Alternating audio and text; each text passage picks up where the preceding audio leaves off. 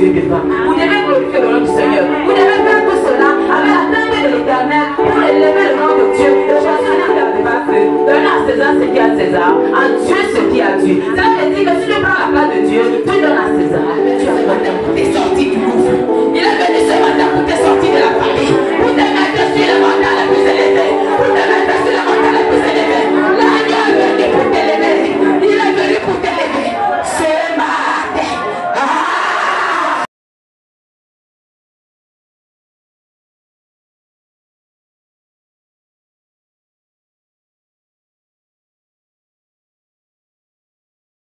Commencer comme disait la prophétesse Marie, dans le ciel, Dieu par son ange a projeté Satan dans le monde. Il a dit malheur au monde. C'est depuis le jour-là que le malheur est arrivé dans le monde. D'où nous devons mener ce combat tous les jours de nos vies jusqu'à ce que Dieu nous enlève dans ce monde. Mais avec la puissance de la parole de Dieu. Avec la puissance du Maître Saint-Esprit, que tu vas me dire que peut-être tu n'as pas le Saint-Esprit, tu vas me dire que tu n'as pas la Bible, mais je t'invite à acheter la Bible ce soir. Ou demain matin, tu vas te rendre là où on vend les bibliothèques, tu vas t'en procurer une Bible et tu auras la solution à ton problème. Ou si tu vois que tu ne pourras pas, les portes de la Fondation Lumière te sont largement ouvertes. Si tu es convaincu dans ton cœur que Dieu peut faire quelque chose dans ta vie au travers de cette émission, tu ne seras pas dessus. Porte tes pieds et viens. Et le Seigneur, qui est le Dieu miséricordieux, qui n'agit pas comme les hommes, parce que les hommes que nous sommes prêts à condamner, nous sommes prêts à rejeter, nous sommes prêts à dire si ça, mais Dieu n'est pas un homme. Dieu est tellement patient. La Bible dit qu'il est riche en bonté, lent à la colère. Tu as encore les opportunités, mon frère, ma soeur. Comprends que l'amour de Dieu est posé sur toi. Pendant que tu es connecté à motiver au travers de cette émission, c'est parce que Dieu a vu, il a vu que tu es malheureux, tu es misérablement misérable. Et il ne voudrait pas que les ténèbres de la mort t'envahissent. Mais il a apporté la lumière pour que tu ne partes pas en enfer et que tu comprennes qu'il y a encore le temps où tu peux changer. Il y a encore le temps où tu peux renoncer. Il y a encore le temps où tu peux décider de divorcer avec les femmes et les maris spirituels. Et le Seigneur est là pour toi. Il t'aime, c'est pour cela qu'il a permis que cette émission te parvienne. Merci. Merci maman pour cette réponse avec plein de détails. J'espère que toi qui nous écoutes actuellement, tu as compris tout simplement que si aujourd'hui tu n'arrives pas à comprendre le langage du Saint-Esprit, tu peux comprendre le langage des actes, le langage pardon, de tes réactions, de tes caractères, parce qu'au travers de tes attitudes au quotidien, tu peux comprendre. Nous invitons également les parents, les frères, les sœurs à examiner l'entourage, parce que vous également, vous pouvez être la base de détection du mariage spirituel maléfique que vit le prochain autour de vous. Donc c'est important de s'examiner les uns les autres. Maman Gisèle a dit tout à l'heure que l'Éternel dans sa parole a dit que tous ne font qu'une seule chair. Mon frère, ma soeur, sache que l'Éternel est un Dieu de justice. Quand il dit, il ne se repent pas de sa parole. Il a dit, tu ne peux servir de maître. Tu ne peux servir le démon et servir lui l'Éternel. Pendant que le mari de nuit arrive dans ta vie, c'est pour te déconnecter de la volonté de Dieu. C'est pour te déconnecter de la mission que l'Éternel veut que tu accomplisses sur la terre. Et pendant qu'il te déconnecte de cette mission-là, il te connecte à la mission que lui, le maître des ténèbres, voudrait que tu accomplisses. Mais est-ce véritablement ta volonté de vivre sur cette terre et d'aller en enfer? Je sais que ce n'est pas ça. Je sais que tu veux vivre la gloire de Dieu, tu veux vivre la grandeur, tu veux vivre la beauté et les bontés, les merveilles de l'Éternel. Alors, pour ce faire, tu as besoin d'être attentif sur toi-même, tu as besoin de te poser de bonnes questions, tu as besoin de chercher la face de l'Éternel. Pour ceux qui nous écoutent en ce moment, nous rappelons que vous êtes sur le plateau Délivrance des mariages spirituels maléfiques. Nous traitons aujourd'hui des mariages spirituels maléfiques comme un danger pour le salut éternel. Et nous allons tout simplement en ce moment passer la parole à Pasteur Liliane pour faire un résumé aux téléspectateurs et internautes de langue anglaise. Pasteur Liliane. Yes, Sister Anne-Marie, dear televiewers, for those who just started watching us, we are talking about, we are on our program Deliverance of Spiritual Marriages, and today we are talking about the spiritual marriages, a threat for your salvation. Do you know that a spiritual marriage can be a threat for your salvation? Yes, it is possible. In fact, when we are created as creature of God, the main thing is for us to love the Lord, to worship Him, and to walk in His way. But we notice that generally, our enemy, that is Satan, the devil, that was the first to disobey to the Lord, the one that was cast down from the kingdom of heaven, and that sword that he will never see a human being in everything the kingdom of God has decided to, just let me say that he decided, he saw that you will never inherit the kingdom of God. And that is a very difficult, and that is a problem. Beloved, how can a spiritual marriage depart us or depart you from the kingdom of heaven? First of all, nothing defiled shall inherit the kingdom of God. It means that nothing dirty, nothing with infirmity will inherit the kingdom of God. When you are defiled, you cannot inherit the kingdom of God, because only holy and sanctified people are the ones that are going to go and see Jesus for an everlasting life. Now, what is the cause? What makes people to be disagreeable to the Lord, even Christian?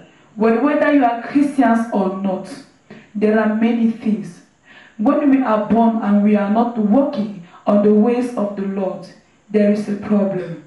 The problem is that we start committing sin. And the word of God says that he that committed sin must die. It means that you are living, you are alive, walking physically in the physical, but spiritually you are already dead.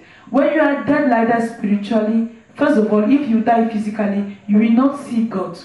And the main objective of Satan is to connect many people to the spiritual marriages, to defile their spirits, to defile even their bodies, for them to be rejectable in the face of the Lord. Beloved, the Bible says in John 10, verse 10 that the thief come not but for to steal and to kill and to destroy. I come that they might have life, and that they might have it more abundantly. It means that who is the thief? The thief is your enemy. And who is your enemy? Your enemy, your first enemy is Satan. And what is the objective of Satan? The objective of Satan is to make you, to lead you to sin. And when you are going to sin, God is going to reject you, because God loves you, but God hates the sin that is in you. It means that till you continue sinning, God is going to hate the sin that is you, and if you die in that condition, you may not inherit the paradise.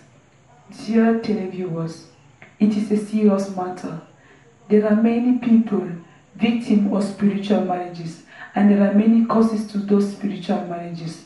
When you are victim of spiritual marriages, just know that the food in the dream, you are going to be victim of that, and you are going to notice that your life is working in another way. There are many people that even that are sleeping, even Christian, you watching me, even Christian, that are the victim of those spiritual marriages, but the devil just tried himself to hide it to you, for you not to know that your spirit is defiled.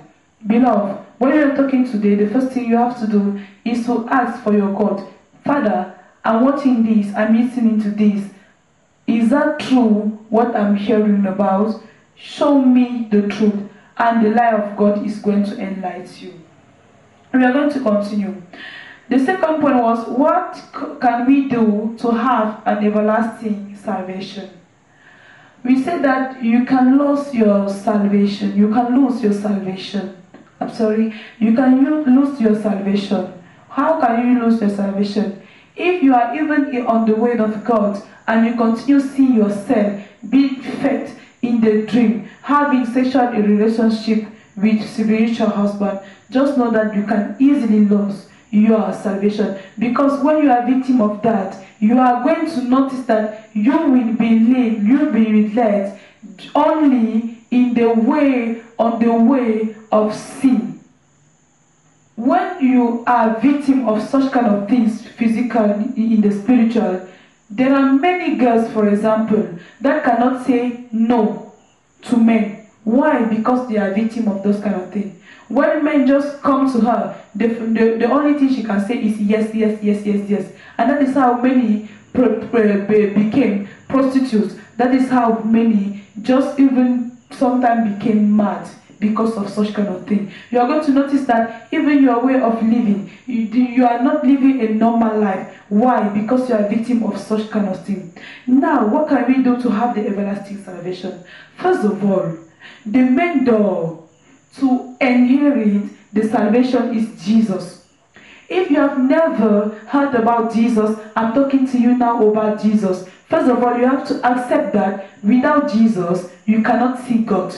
You have to receive Jesus as your personal Savior and your personal Lord. And secondly, you have to repent to all your sins. It means that you repent and you accept Jesus as to become your personal Savior and your personal Lord. And when you receive you do it, the second thing is that you must receive the baptism by immersion. You read the Bible, you go in the church where the Bible is taught in truth. It means that a church where there are no darkness, where the word of God is released in its purity. And for those who are Christians, you need to go to the Lord. You need to ask for forgiveness. When you are a victim of spiritual marriages, just know that you are not pure. You need Jesus to clean you. You must go back to Him. You must repent and ask the Lord to forgive you for the sin of defiling your spirit. And secondly, you must ask the Lord the revelation, the reason, the source of such kind of marriages. And when you are going to finish with that, the only thing you have to do is to do what? Is to collaborate with God, with your everlasting plan. It means that the plan He made for you before the foundation of the world. When you do like that and you walk in sanctification, you walk in holiness, just be sure that by the help of the Holy Spirit, by the strength the Holy Spirit is going to give you, you are going to walk, you are going to maintain the salvation Jesus has given to you. Beloved, Jesus came not for condemnation, but to give life and life abundantly. I hope that you are going to be blessed. If you don't have somebody to lead you to Jesus Christ, if you don't have anywhere to receive the thoughts, to receive the teaching concerning the new life in Christ, just take the numbers you can see on your screen and call. They are wonderful pastors that are going to receive you and that are going to say you what to do by the Holy Spirit of God. Even if you have never been taught about your plan, about your destiny, just know that at that foundation, you are going to receive it by the grace of God. Beloved, you are blessed in the mighty name of Jesus. Stay tuned. Merci, Pasteur Liliane, pour cette traduction complète. On ne saurait faire mieux. J'espère que nos téléspectateurs et internautes ont reçu la grâce et la bénédiction de l'Éternel au travers de ta bouche que le Saint-Esprit lui-même a utilisé. Alors, Pasteur Liliane a dit tout à l'heure dans son propos, vous avez besoin de vous diriger vers une église. Mon frère, ma soeur, toi qui nous écoutes, sache qu'il y a un lieu où l'Éternel a prévu ta bénédiction. Il y a un lieu où l'Éternel a prévu ta délivrance. Pour connaître ce lieu, tout simplement, tu as besoin d'entrer dans le secret, l'intimité avec ton Père et lui demander de diriger tes pas. Parce que si tu vas où l'Éternel n'a pas prévu ta bénédiction, mon frère, ma soeur, tu passeras 5 ans, 10 ans, tu auras certes la grâce de l'Éternel, mais il n'y aura pas ce miracle particulier que l'Éternel a prévu pour toi. Il n'y a aucune église sur la terre où on a écrit ici est le vrai Dieu. Parfois, quand c'est écrit ainsi, tu as besoin d'examiner davantage et de poser plus d'amples questions à l'Éternel. Mon frère, tu as besoin de prier. Et si tu ne sais pas comment prier, tu peux tout simplement te connecter à notre site internet dont l'adresse défile au bas de l'écran. Tu peux appeler les numéros qui défilent également au bas de l'écran et les serviteurs de l'Éternel vont, par la grâce du Saint-Esprit, du Père, te donner un carnaval. Et si tu es pour la Fondation Lumière, je sais que l'Éternel, en ce lieu, a prévu quelque chose pour toi. J'aimerais maintenant passer la parole à la prophétesse Marie Ballon. Le frère Hervé, la maman Gisèle a parlé tout à l'heure.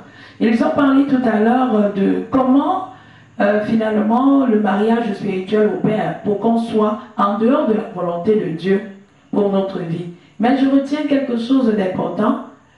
Le diable vient pour nous empêcher de connaître et de porter les armes que l'Éternel nous a données pour atteindre, pour accomplir la mission qu'il nous a envoyé faire sur la terre.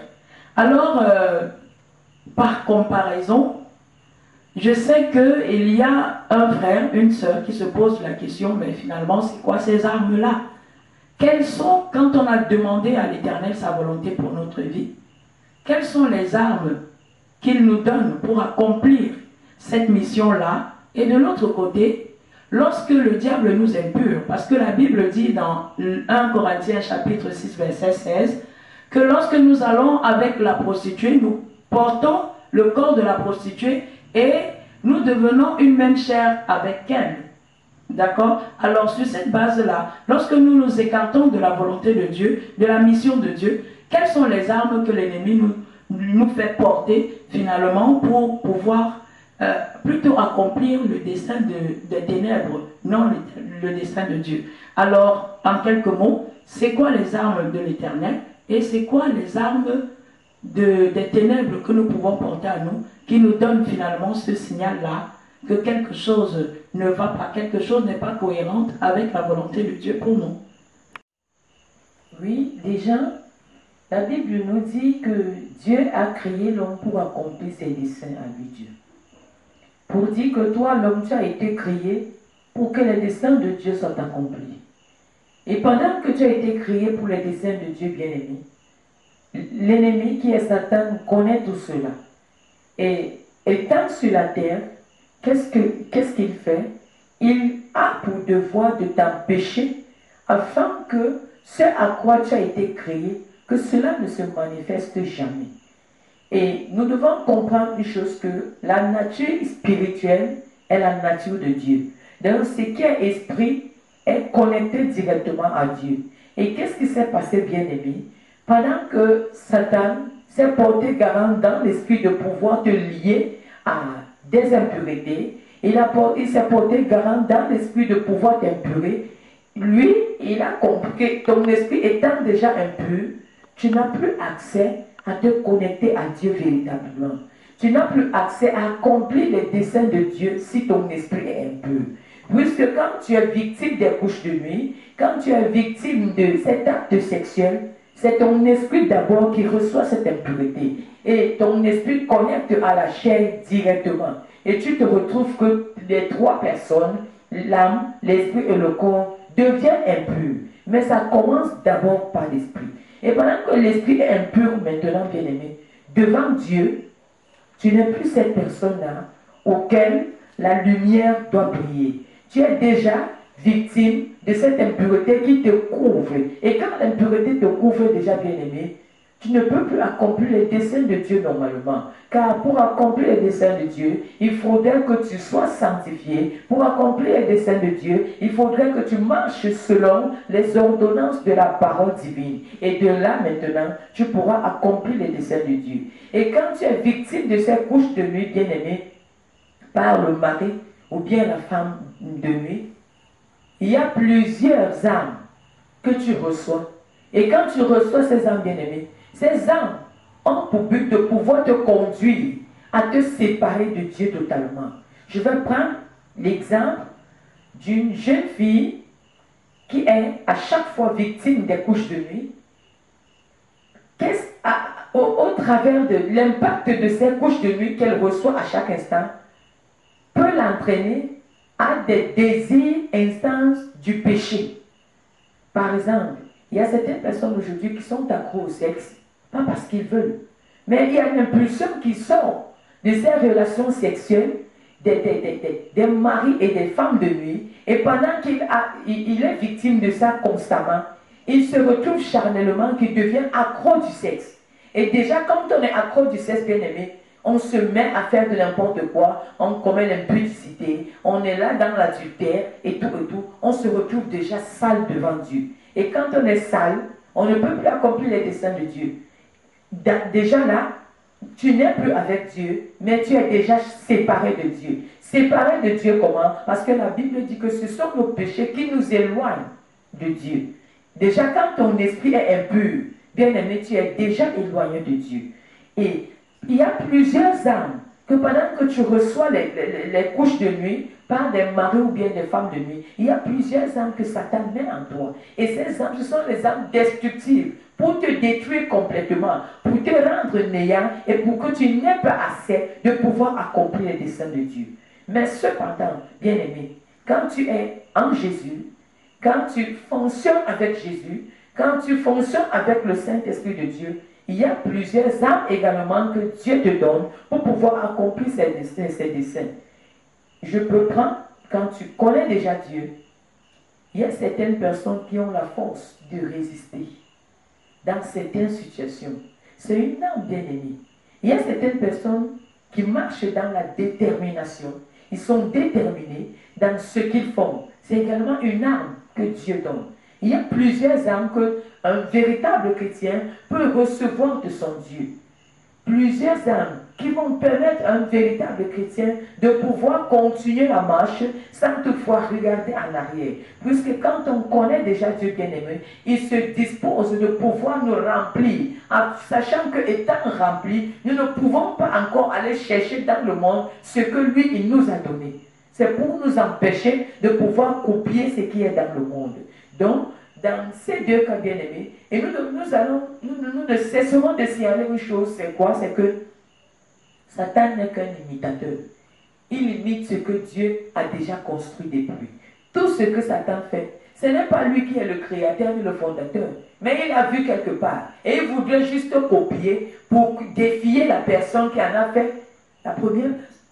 Il imite ce que Dieu a fait pour défier Dieu selon lui. Donc, nous devons prendre conscience, bien-aimés, parce que toi qui es victime de ces couches de nuit, toi qui es victime de cet acte sexuel, tu dois comprendre, à chaque rapport, tu portes des âmes négatives en toi, et ces âmes ont pour but de pouvoir t'entraîner dans la destruction. Il y a certaines personnes aujourd'hui qui sont victimes de la colère. À chaque petite chose comme ça, là, tu t'énerves. À chaque petite réaction, tu as le nez tendu. Certaines impulsions de la colère sortent également de ces rapports sexuels que tu reçois à chaque instant, à chaque minute et à chaque seconde. Et quand tu es victime de la colère, Satan sait déjà que c'est une arme pour toi de pouvoir te séparer de Dieu totalement. Et étant séparé de Dieu, tu l'appartiens déjà. Donc nous devons faire attention, bien-aimés. Nous vivons dans un monde où l'ennemi en a décidé que l'être humain que Dieu a créé et il a tant aimé ne doit pas accomplir son destin. Sachant que si toi tu n'accomplis pas son destin, en mourant, tu iras dans ce monde. Merci. Merci, prophétesse Marie. Je crois que celui qui nous a suivis a compris que lorsque le diable sévit dans notre vie, il nous donne de manifester des œuvres que la Bible appelle les œuvres mortes. L'impudicité, la colère, les animosités. Et ça se vit au quotidien. Des personnes qui, pour un rien, prennent carrément des armes physiques pour combattre. Parce que au travers de ces impuretés-là, le diable veut vous maintenir dans l'esclavage, dans l'iniquité. Lorsque vous êtes autant persécuté, même possédé, vous devez comprendre qu'il y a quelque chose qui ne va pas dans votre vie. Parce que l'Éternel veut que nous portons les œuvres de l'Esprit. Mon frère, ma soeur, pendant que tu demandes au Seigneur de te fortifier, de te délivrer, il va dégager en toi la manifestation, la pratique de ces œuvres mortes-là. Tu vas te rendre compte que quand il y a des événements qui hier te mettaient en colère, aujourd'hui, tu commences à les relativiser. Aujourd'hui, tu es même celui-là qui devient l'enseignant, qui est celui-là qui partage son expérience. Quand les désirs de la chair veulent prendre possession de toi, le Seigneur vient et te fortifie et te donne les capacités de dire non. Nous avons besoin de connaître, et ça c'est par la parole de Dieu, mon frère. Si tu as besoin véritablement de savoir, comme Maman Gisèle l'a dit, prends ton livre et dirige-toi dans le livre de Corinthiens, dans le livre d'Éphésiens, dans le livre de Colossiens. Ces différents livres-là, Jacques, te donneront les éléments nécessaires pour comprendre en réalité ce que tu dois faire pour plaire à Dieu. Et pendant que tu fais les choses pour plaire à Dieu, lui seul a les capacités, le pouvoir de dégager les ténèbres dans ta vie et de t'apporter la grâce pour le louer et le célébrer véritablement pour ce qu'il fait dans ta vie. Frère Hervé, maintenant que je parle de louange, je parle d'adoration, il me vient à l'esprit qu'il y en a même quand l'Éternel les délivre, même quand ils ont cette soif-là manifeste d'adorer Dieu, il y a toujours quelque chose qui les retient, il y a toujours quelque chose qui les empêche. Est-ce qu'aujourd'hui on peut dire que le mari de nuit, le mariage spirituel maléfique, le mari, la femme de nuit, peut avoir un impact sur notre capacité véritable à adorer, à servir Dieu en esprit et en vérité? Merci, servante Anne-Marie. Vous savez, la guerre spirituelle, c'est la guerre de l'adoration. Ce qui est poursuivi, l'enjeu principal du conflit spirituel, de la guerre spirituelle, c'est l'adoration. C'est parce que Satan voulait l'adoration qu'il a chuté. Écoutez la pensée de Satan, dévoilée dans la Bible, dans Ésaïe, le chapitre 14, le verset 14. Je monterai sur le sommet des nues. Je serai semblable au Très-Haut. Je serai semblable au Très-Haut. Bien aimé, quand Satan dit que je serai semblable au Très-Haut, ce n'est pas pour exercer la miséricorde, ce n'est pas pour exercer la bonté sur la terre, ce n'est pas pour prendre soin de la création. Non, Satan n'a rien à faire avec tout ça. Satan voulait recevoir l'adoration. Puisqu'il était le chérubin protecteur chargé d'adorer Dieu, il coordonnait l'adoration dans le ciel. Après, il a commencé à convoiter la place de Dieu. Or, l'adoration, c'est la chose exclusive de Dieu. En tant que le Créateur, en tant que le Tout-Puissant, en tant que la source de tout ce qui existe, Dieu seul mérite l'adoration. Dieu seul est digne de recevoir l'adoration. Satan a convoité ce qu'il ne devrait pas convoiter. L'adoration. Et dès lors, Satan combat l'adoration. Il ne veut plus que Dieu reçoive l'adoration parce qu'il a voulu être comme Dieu. C'est-à-dire qu'il veut recevoir l'adoration. Voilà pourquoi il combat l'adoration.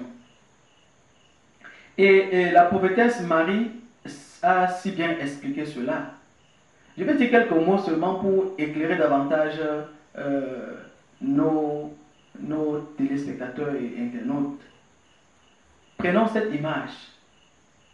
Bien-aimé, imagine-toi un plat propre au départ, dans lequel on répand les excréments. Et après, on sert là-dessus du riz, sauce tomate, au poulet, bien cuisiné. Et on porte ce plat, on te donne. Bien aimé, vas-tu prendre ce plat, vas-tu agréer ce plat? Même si tu crains, la crainte révérentielle te fait prendre ce plat, vas-tu le manger? C'est donc ce que Satan fait en ce qui concerne l'adoration. Il se charge de mettre les impuretés dans l'esprit de l'adorateur, de celui qui doit adorer. Il charge les impuretés, il se met à côté, il regarde. Bien aimé, quand ces impuretés sont dans ton esprit, quand tu adores, Dieu n'agrée pas cette adoration-là.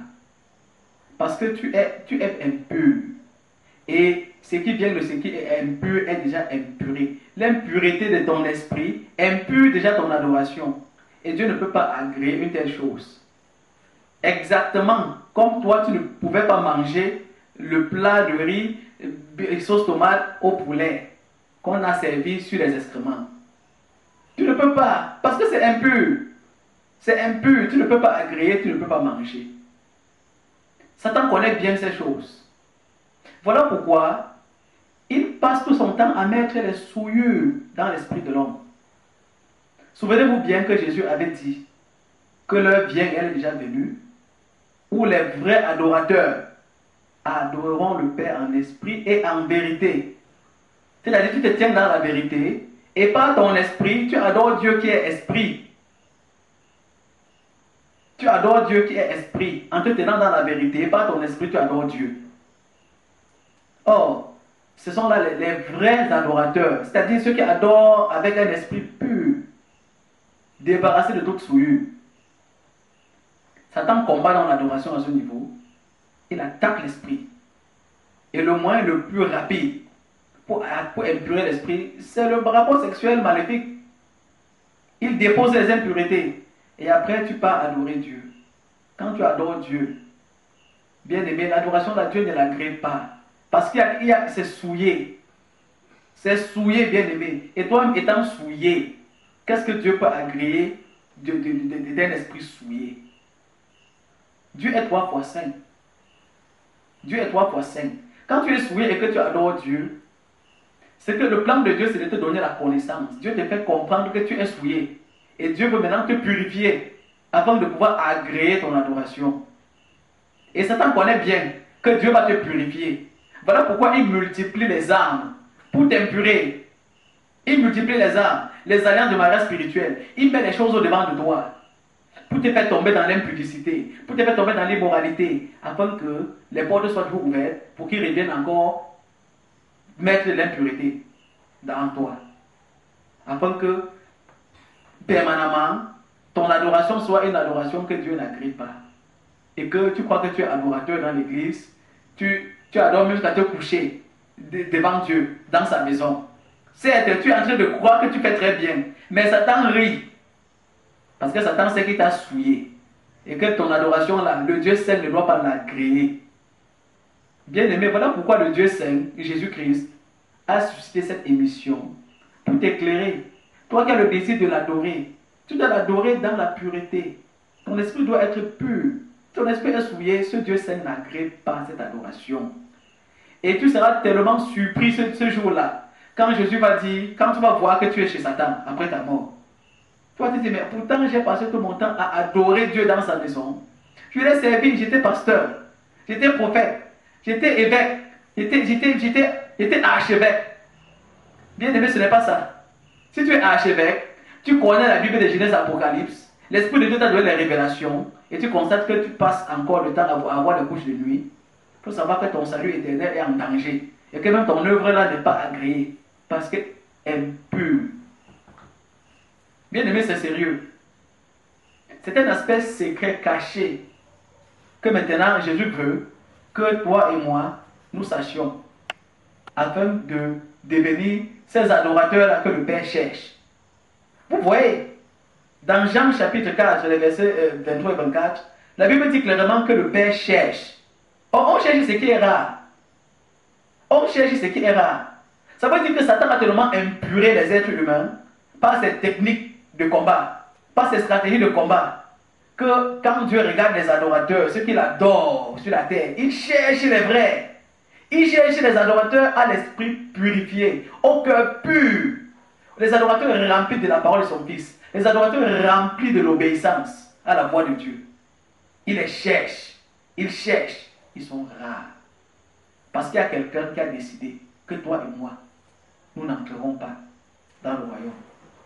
Il a décidé que toi et moi, nous n'adorerons pas, notre adoration ne sera pas agréée. Notre service ne sera pas agréé. Connaissant ces choses, bien-aimé, tu dois te lever. Tu dois te lever et faire ce que tu dois faire. Pour être pur, pour être libéré et libérer les autres captifs. Il y a les grands, il y a les leaders ouin dans les assemblées. Les pasteurs ouin qui souffrent de ces choses. Les rapports sexuels maléfiques, le mariage spirituel maléfique. Et c'est malheureux. Parfois, Jésus donne les visions. On voit que 2 personnes, il y a eu enlèvement. 2 personnes seulement sont enlevées. On est troublé, on ne sait pas ce qui se passe. Pourtant, c'est cette impureté-là qui est cachée et qui fait que Dieu n'agrée pas. Et comme rien de souhait ne peut entrer dans le royaume de Jésus, on a besoin de délivrance. La question de la délivrance est urgente en matière de mariage spirituel maléfique. Merci beaucoup. Prophétesse Marie, la parole de Dieu nous dit que nous sommes le corps du Christ. Et en tant que corps du Christ, chacun a quelque chose, un dépôt spécial que l'Éternel a mis en lui pour son œuvre. Quand je fais le parallèle avec le monde de ténèbres, parce qu'on a dit tout à l'heure que lorsque le mari de nuit arrive, la femme de nuit arrive dans notre vie, c'est pour nous empêcher d'accomplir la volonté de Dieu, la mission de Dieu, et nous faire porter les armes. Mais lorsqu'on regarde autour de nous, on se rend compte que autant que nous sommes, nous avons des armes différentes que l'ennemi nous fait porter. À un, il fait porter la colère, à l'autre, il fait porter l'impudicité, à un autre, il fait porter les querelles. Comment le diable, qui ne nous a pas créés, fait de nous, arrive à impacter en nous des choses aussi différentes pour nous empêcher d'atteindre la gloire de Dieu? Oui, merci. Nous devons comprendre une chose que pendant que nous sommes dans ce monde, étant entourés de ces forces maléfiques bien-aimées, Satan a réussi à étudier l'homme. Il a étudié l'homme au point de connaître chaque personne son point faible. Et comment? Il s'appuie beaucoup sur les caractères. Et c'est sur ces caractères qu'il se penche pour pouvoir te maintenir dans la captivité. Avant d'abord qu'il te fait habiller par une certaine arme, regarde d'abord ton aspect. Il essaie d'étudier ton aspect. Il voit, il sait peut-être telle personne a tel caractère qu'il aime beaucoup, tel caractère qu'il chérit beaucoup. Ok, pour mieux m'en sortir, je vais amplifier ce caractère.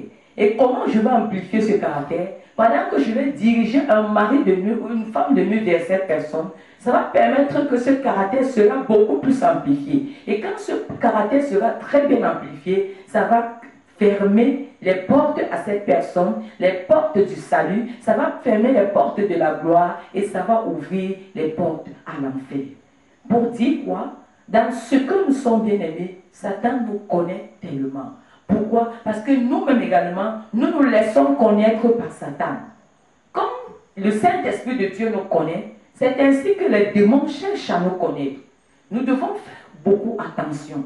Parce que la manière dont tu vis est un miroir pour Satan. La manière dont tu te comportes est un miroir également pour Satan. Il est en train de pouvoir t'étudier au travers des appareils qui nous localisent tous les jours. Il y a des appareils spécialement pour certaines personnes, pour étudier telle personne, comment tu es, comment tu te comportes, qu'est-ce que tu aimes, qu'est-ce que tu n'aimes pas, qu'est-ce qui est beaucoup plus le maître de ta vie. Et quand il regarde dans tous ces aspects bien-aimés, il localise le point culminant qui pourrait, donc ce point qui va faire en sorte que quand il va toucher de là, il saura qu'il aura la victoire à 100%.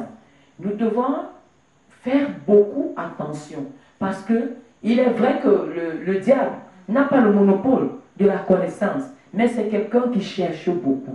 C'est quelqu'un qui travaille énormément. Et dans sa recherche, dans ses multiples recherches bien-aimées, ça a pour but la destruction. Et parce qu'il a décidé et il en a juré que l'homme doit le suivre l'homme doit venir le retrouver dans son rejet. Alors que c'est lui qui a commencé, mais maintenant il se trouve dans un cas où Dieu l'a mis en quarantaine, il voudrait entraîner tout le monde entier en quarantaine. Et pour le faire bien aimer, nous devons comprendre également une chose que dans tout ce que Satan fait, il ne force personne. Il ne nous force pas. Mais nous-mêmes, nous donnons la main à Satan. Et quand nous donnons la main, bien-aimé, il profite de ces mains que nous avons données pour ne pas seulement prendre la main, mais prendre l'autorité de tout notre corps, de la tête jusqu'aux pieds. Et c'est ça qui permet qu'aujourd'hui, que beaucoup de gens se retrouvent sous l'esclavage. Pourquoi? Parce que quand ils ont déjà étudié par Satan, Satan les vainc toujours. Mais pendant que tu es étudié par Satan, toi étant un véritable enfant de Dieu bien-aimé, quelle qu'en soit peut-être la manière dont Satan connaît tes points faibles, il connaît tes défauts, il connaît tes caractères, quand tu es bâti dans la parole de Dieu, quand il va vouloir se pencher sur ces caractères, il trouvera que tu as divorcé totalement avec ces caractères. Et tu ne seras pas impacté négativement. Parce que je prends un peu pour quelqu'un qui aime beaucoup se mettre en colère. Moi, j'aime beaucoup parler de la colère parce que c'est un aspect qui est très important dans la vie de l'homme. Pour quelqu'un qui aime beaucoup se mettre en colère, à chaque petit truc comme ça, là, tu te mets en colère. À chaque petite parole, tu es irrité. Et quand tu es ce genre de personne, Satan aime ça. Parce que c'est de telles personnes qu'il y attend et qu'il veut, qu'il désire ardemment. Et il nourrit encore ta colère davantage au travers des couches de nuit. Il nourrit ta colère, il restaure ta colère au travers des couches de nuit. Mais maintenant, quand tu prends la décision en toi, parce que tu as compris que la colère n'est pas une bonne chose et que la colère t'entraîne à la dérive, tu prends la décision de te séparer de la colère. Et dans la décision, en priant Dieu, que le Saint-Esprit te soutienne de te séparer. Quand tu te sépares déjà, en faisant les efforts de te séparer de la colère, quand Satan veut venir, il trouve des garde-fous tout autour de toi. Les garde-fous là, c'est quoi? C'est la parole de Dieu qui va te maintenir et qui va te tenir scellé pour que tu ne tombes plus dans le piège du diable.